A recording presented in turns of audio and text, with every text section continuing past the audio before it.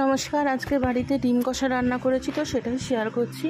তো প্রথমে আমাদের যে কজন খাবো আর কি, তো ডিমগুলো নুন হলুদ মাখিয়ে রেখেছিলাম। তারপরে একটু ভালো করে ভেজে নিলাম, সিদ্ধ ডিমগুলোকে ভালো করে একটু ভেজে নিলাম।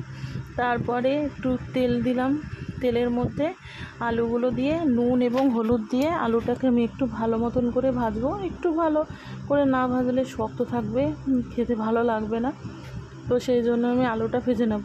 তো আলুটা আমার একদম ভাজা হয়ে গেছে, দেখো মোটামুটি ভাজা হয়ে গেছে। খুব বেশি না ভাজলেও এই রকম করে তো ভাজতেই হবে, একদমই না ভাজলে আমরা খেতে পারি না। তো তারপরে একটু বেশি করে সর্ষের তেল দিয়ে তাতে গোটা গরম মশলা আর তেজপাতা ফোড়ন দিয়ে তার মধ্যে পেঁয়াজ বাটা, আদা রসুন বাটা, টমেটো বাটা আর কতগুলো পাকা লঙ্কা 6-7টার মতন বাটা দিয়ে এবার আমি ভালো মতন করে এটা কষিয়ে নেবো তেলের মধ্যে, যতক্ষণ না মশলা থেকে তেল ছাড়ছে।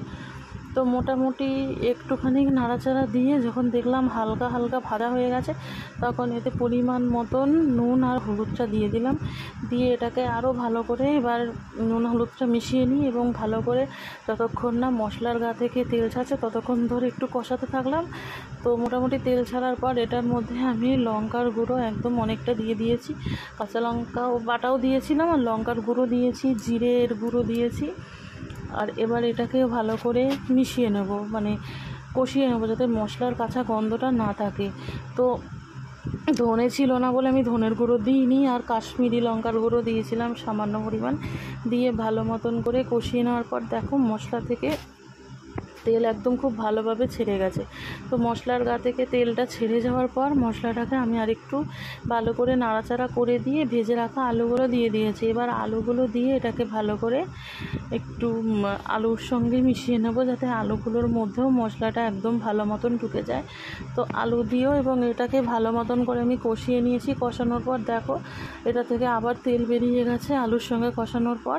এবার এটাতে আমি খুব বেশি না, অল্প একটু জল দেবো, আলুগুলো ডুবে যাওয়ার মতনই দিয়েছি। তো জলটা দিয়ে একটু নাড়াচাড়া করে দেবো, কারণ আলুগুলোকেও তো সিদ্ধ হতে হবে না, না হলে তো কাঁচা থেকে যেতে পারে। তো আলুগুলো দেওয়ার পর সিদ্ধ হয়ে যাওয়ার পর যখন জলটা একদম কমে গেছে, তো তখন এরকম টাইপের দেখতে হয়ে গেছে, তেলও ছেড়েছে অনেক। তারপর আমি একটু ভালো মতন করে নাড়াচাড়া করে দিলাম যাতে নিচে না লেগে যায়। তারপর আমার ডিমগুলো যেগুলো ভেজে রেখেছিলাম সেই ডিমগুলো উপর থেকে দিয়ে এবার ডিমগুলোর সঙ্গেও আমি উপর নিচ করে দেবো, যাতে ডিমগুলোর মধ্যে গ্রেভিটা লেগে যায়।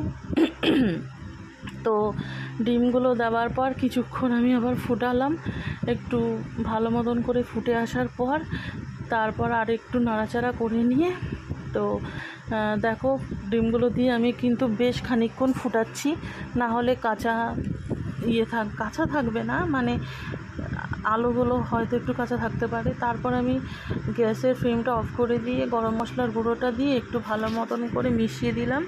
তো আমার ডিমের ঝোল রেডি, এবার সার্ভ করে দিলেই হয়ে যাবে। তো তোমাদের যদি ভালো লাগে তো প্লিজ ভিডিওটা শেয়ার করে দিও। ধন্যবাদ।